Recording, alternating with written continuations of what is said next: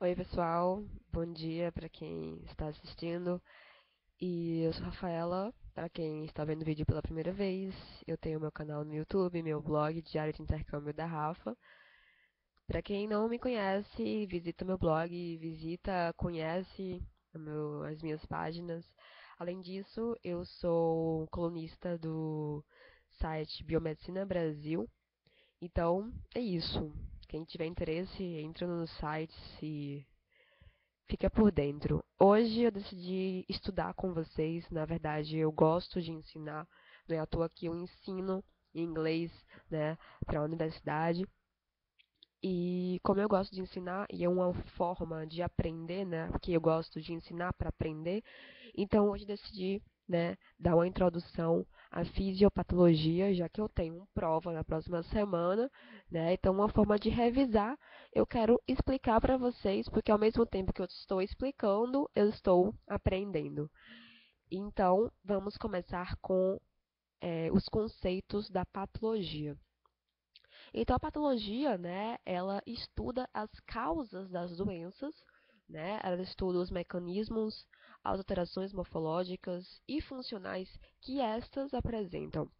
E ela pode ser dividida em patologia geral e a patologia sistêmica ou especial. E a patologia geral é geralmente quando ele tem o quê? Os aspectos comuns, né? Enquanto que a patologia sistêmica ou especial são doenças de determinados órgãos, né? Uma coisa mais, né, sistêmica. E aí nós vemos, né, a adaptação, que o nosso organismo ela está, né, à disposição para todo tipo de adaptação ao meio, no caso, né? Então, a adaptação é justamente a capacidade, né, dos seres vivos a alterações do meio ambiente. Então, toda vez que o meio ambiente estiver passando, né, por exemplo, temperatura, por exemplo. Eu morei nos Estados Unidos, né, 1 ano e meio, então eu morava aqui no Brasil, o quê? Calor, né, 30 graus, e lá nos Estados Unidos, né, na época de inverno, chegava a menos 18 graus, né, tipo bem frio. Enquanto que no verão nos Estados Unidos é pior que Aracaju, pior Nordeste, né, brasileiro, chega a 40 graus. Então, essa mudança de temperatura, né, pode levar ao quê? Ao nosso organismo, né, a uma adaptação, né, para que o nosso organismo entre em equilíbrio com o meio, né, e altere a temperatura do próprio organismo para se manter estável em determinadas temperaturas. E essa capacidade dos seres vivos a alterações no meio ambiente, né, existe o quê? Uma variedade entre indivíduos, ou seja, cada indivíduo tem uma forma, né, de adaptação. Né? Cada organismo tem a sua forma de adaptação. Né? Então, isso varia entre indivíduos, espécies, né? Independe também de fatores genéticos. E aí nós temos, né, a saúde e a doença. Né? A saúde é o estado de adaptação a um ambiente físico, psíquico ou social. Né? Eu até anotei aqui nas minhas anotações que a saúde é justamente o processo de adaptação. Né? E a doença é a falta dessa adaptação, né? Que leva a sinais como alterações orgânicas e sintomas, né? No caso, as queixas. E segundo minhas anotações, a doença é, segundo, né? Seria o que? A falta da adaptação. Então, a saúde é a adaptação e a doença é a falta da adaptação. E aí, né, nós temos as adaptações celulares à doença, certo? E as células elas estão constantemente expostas, né, a modificações no meio. Né? E essa exposição a essas modificações levam, obviamente, a processos fisiológicos, né, ou alterações, né, do meio ambiente.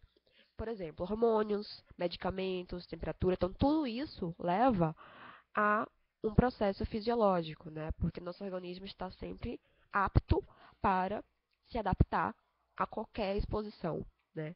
Seja ela de hormônios, medicamentos ou até mesmo a temperatura. Nós temos também os mecanismos homeostáticos, que são justamente os mecanismos de equilíbrio do organismo, né? Que permite que as células se adaptem ao dano, né? Elas tentem a se adaptar ao dano. E temos as alterações aceitáveis, que é justamente, né, o metabolismo ou padrão de crescimento. E segundo as minhas anotações, né, alterações aceitáveis, né, temos o exemplo dos raios ultravioleta, entre a exposição do sol até 9 horas da manhã, por exemplo, né. Passando desse horário, o excesso pode levar a problemas como, por exemplo, queimaduras. Então, a exposição duradoura, muito tempo, né, aos raios ultravioleta, pode levar a queimaduras. Então, nosso organismo tende a se adaptar por um período, né, e para uma quantidade específica. Passando do limite da célula, obviamente, ela pode levar a uma lesão, certo? E outra coisa que tenho aqui, né, temos as adaptações fisiológicas. Na questão metabólica, no caso, né? Por exemplo, o organismo ele tende, né, a se mobilizar, né, mobilizar lipídios, né, mobilização de ácidos graxos durante o jejum, certo? Além disso, temos também a questão do aumento do metabolismo hepático após as drogas. Então, essas adaptações fisiológicas, né, metabólicas, né, tendem a ocorrer, né? Nosso organismo tende a se adaptar a qualquer coisa que a gente fizer. No caso do uso de drogas, nosso organismo tende a aumentar o seu metabolismo hepático, né, após o consumo de drogas, né? A questão da mobilização de ácidos graxos durante o jejum seria na questão, né, segundo as minhas anotações aqui, seria, por exemplo, na ausência de glicose, utiliza-se então, né, os ácidos graxos, quando ocorre a mobilização desses ácidos graxos durante o jejum. Além disso, nós temos as adaptações fisiológicas estruturais, não mais as metabólicas, e sim as estruturais. E nós temos três categorias, né? A atividade celular aumentada, né, que no caso dos atletas, que é uma demanda funcional, né? Uma atividade celular diminuída, e além disso, a alteração da morfologia. E segundo aqui, né, temos o exemplo da menstruação da mulher, né, que todo mês nosso organismo tende, né, a descamar, né, as paredes internas do útero, né, levando a alteração morfológica. Mas nosso organismo tende a se adaptar ao meio. Nosso organismo sabe que todo mês nós temos que menstruar, né, no caso das mulheres. Então isso não torna-se o quê?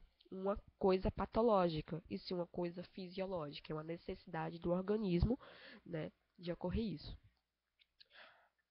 Os estímulos patológicos, né, ocorrem justamente quando ocorrem alterações mais graves, alterações graves no ambiente, quando ele extrapola, né, quando a alteração extrapola o limite aceitável justamente da célula, ou seja, cada célula tem o seu limite aceitável, né, de exposição àquele agente. Uma vez ultrapassando esse limite da célula, obviamente vai levar a uma alteração mais grave, né, levando a um estímulo patológico. O patológico e o fisiológico, né, depende muito do agressor e da duração. É como eu falei dos raios ultravioleta, ou seja, quanto maior a exposição, quanto maior a quantidade de agressor no organismo, né, na pele, nesse caso, obviamente ocorrerá a produção de melanina até a formação de queimaduras, certo? E aí nós temos vários tipos de causas que podem levar a estímulos patológicos, como, por exemplo, genéticos, nutricionais, imunes, endócrinos, certo? Agentes físicos, agentes químicos, infecciosos e anóxia. Então, por exemplo, no caso dos genéticos, né, são defeitos gênicos e cromossômicos. Né? A pessoa, né, já tem um defeito genético e pode levar a um estímulo patológico. Nutricionais, seja ela deficiência ou excesso de substâncias alimentares, como o exemplo do ferro, certo? Das vitaminas, né? Questão no imunológico, né? Danos causados pelo próprio sistema imune, que é a autoimunidade, né? Os endócrinos, atividade hormonal excessiva ou então a deficitária, né? Agentes físicos, né, como trauma mecânico, dano térmico e radiação. Né? Agentes químicos, né, a toxicidade, devido a muitos agentes, por exemplo, metais pesados, solventes, drogas, enfim. Os infecciosos, que eu acho que é uma coisa que a gente mais conhece, né, que são as infecções virais, infecções bacterianas, parasitárias, fúngicas, enfim, outros organismos. Certo? E é isso. É... O nosso organismo, nossa célula, tende a ter uma resposta ao estresse, né, devido à injúria, certo? Então, as células em resposta ao estímulo, né, aos estímulos, no caso, patológicos, produzem alterações metabólicas, né, que seria justamente a resposta ao estresse celular. E esse mecanismo é um mecanismo celular básico, certo? Que permite a sobrevivência de alterações. Certo? Então, essas alterações metabólicas justamente para permitir que a célula sobreviva a essas alterações, certo? A essa injúria que o agente está provocando, ao estresse celular, certo? E uma célula normal, ela tende a ter a homeostasia, que é o equilíbrio dela, certo? Ela tende a reagir contra agentes lesivos, tá? E a resposta celular ela pode ser tanto adaptativa, né, como também levar a uma lesão, né? Então, nós temos o quê? O agente agressor versus a defesa. E segundo a minha anotação aqui, se o agente agressor superar a defesa, obviamente pode levar a lesão. Então, o agente agressor versus a defesa pode levar tanto a adaptação, quando o nosso organismo tende a defesa tem que ser maior que o agente agressor, como também levar a uma lesão, que é justamente quando o agente agressor ele supera a nossa defesa, nosso organismo. A adaptação celular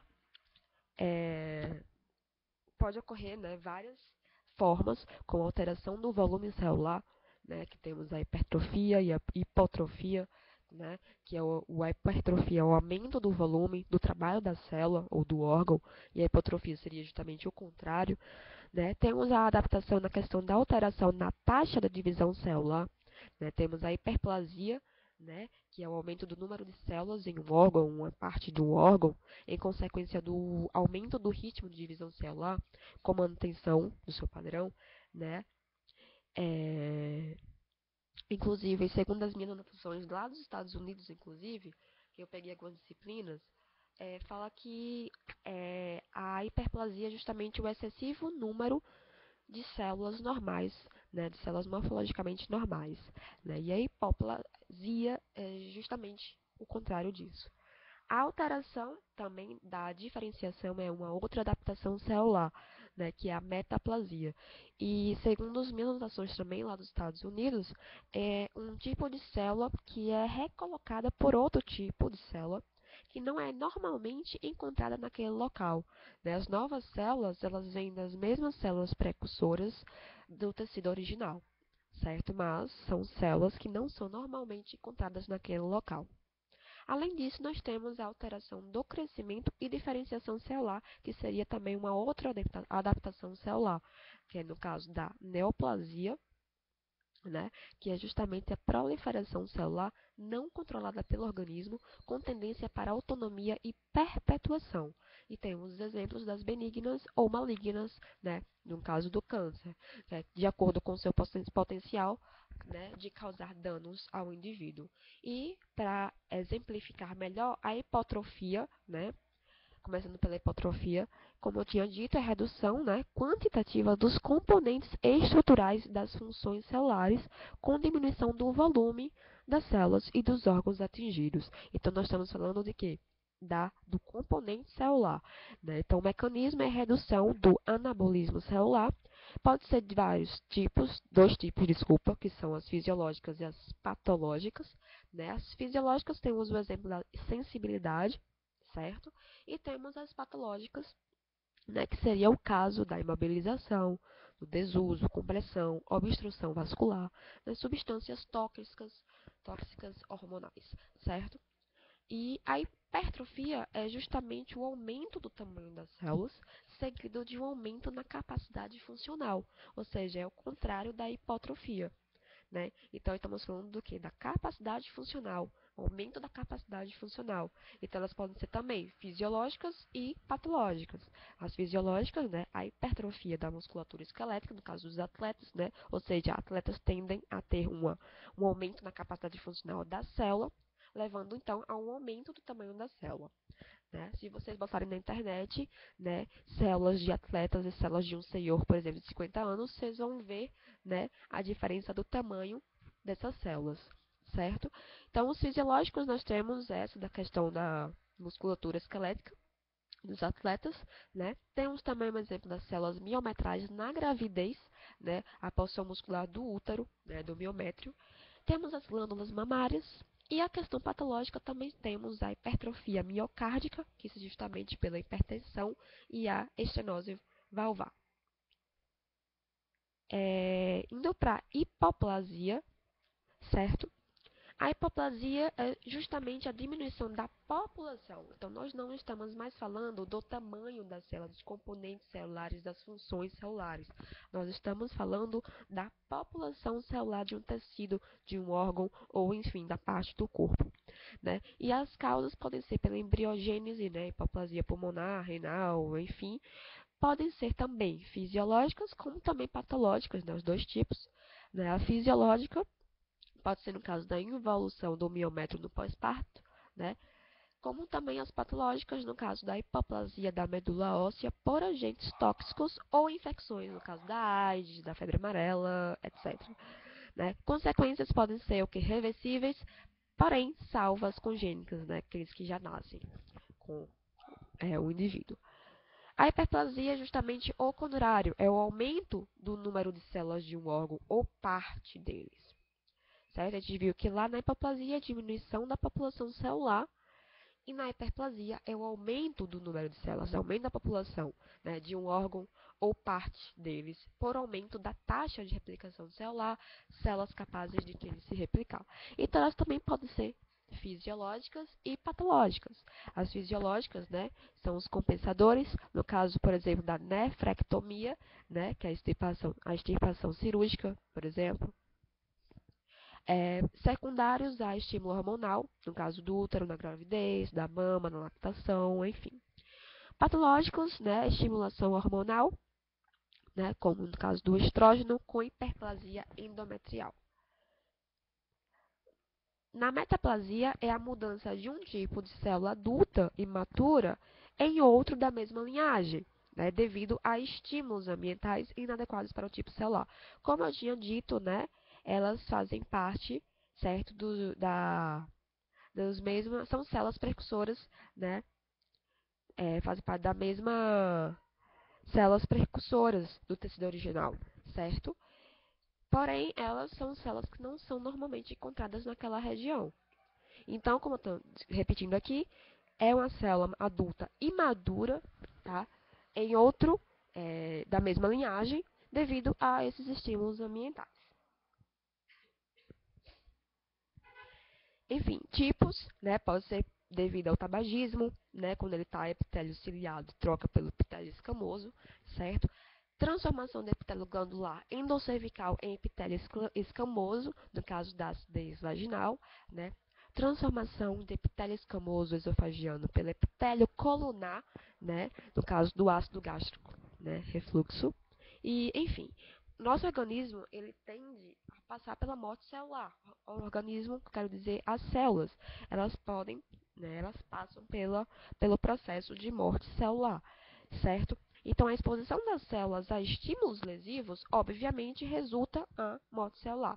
Nesse caso, né, quando as células não conseguem se adaptar ao meio, ela passa a ter um estímulo lesivo, né, quando a defesa ele não consegue superar, né, o agente agressor, e aí ele acaba resultando em morte celular. Então, nós temos dois tipos de morte celular, que são justamente a apoptose, né, e a necrose, né, que é por estímulos lesivos, sistemas celulares cruciais. E a apoptose, ela é uma célula estimulada a produzir fatores que culminam a sua morte, né? Elas indicam que precisam morrer. Então, ela não sofre autólise, ou seja, ela não se autodestrói. Ela simplesmente é fragmentada e fagocitada por células vizinhas, através de quê? Das suas indicações, né, de que deve morrer. Então, ela vai sinalizar, na verdade, né? E ela, né, não ativa o sistema imune. Então, buscando anotações da graduação que eu peguei lá nos Estados Unidos, as células apoptóticas, né, elas são engolidas por fagócitos, né? E o que acontece nela é justamente que não acontece o derramamento, né, do conteúdo celular. Com isso, já que não ocorre o derramamento do conteúdo celular, não ocorre a resposta inflamatória. Portanto, não ativa o sistema imunológico. né? Então, nós temos dois tipos, né? A fisiológica e a patológica, né? A fisiológica, exemplo, glândulas mamárias após lactação, né? Células hematopoéticas, enfim. No caso da patológica, nós temos a doença de Chagas, a aterosclerose. No caso da necrose, ela ocorre o quê? A autólise, ou seja, ela se autodestrói, né? Causas pode ser a redução da energia, obstrução, né, ou inibe a cadeia, no caso, produção de radicais livres, ação direta sobre enzimas, agressão direta às membranas, né? E ela, ao contrário da apoptose, ela ativa o sistema imunológico. Então, buscando as informações que eu tinha lá no exterior, nos Estados Unidos, ocorre um inchaço, um aumento celular, um aumento nuclear da célula e ocorre em seguida um rompimento e o derramamento dos conteúdos celulares, o que leva então a uma resposta inflamatória, ou seja, ativa o sistema imunológico. E para terminar, né, a lesão celular grave ela danifica funções cruciais das células, como por exemplo, membranas celulares, mitocôndrias, citoesqueleto, DNA celular. No caso da lesão celular, né, um dano de um sistema, obviamente, acaba levando a um dano, né, infelizmente, leva a um dano, né, leva ao comprometimento do outro, ou seja, dano de um sistema leva ao comprometimento do outro, o que significa que ocorre uma aqui interdependência. Por exemplo, no caso da isquemia, né, que é uma interrupção no trânsito sanguíneo numa determinada artéria, por sua obstrução mecânica, né? Enfim. E é isso. Eu acho que essa revisão ficou um pouquinho longa, mas é, é o que é uma introdução, na verdade, à fisiopatologia. Espero que eu tenha ajudado. A imagem ficou um pouco escura, eu acho, né? Mas enfim, era pra eu ter ficado virado para a imagem, para a janela, para pegar a luz em mim. Mas, enfim, não pensei nisso, desculpem, mas espero que o que importe mesmo não é a minha pessoa, a minha imagem, e sim a minha explicação. E é isso, gente. Beijão. E se você gostou e quiser que eu fale mais alguma coisa sobre a fisiopatologia, ou enfim, alguma coisa que vocês queiram saber, né, da área da saúde, podem comentar aqui embaixo que eu farei com muito carinho. Beijo. Tchau.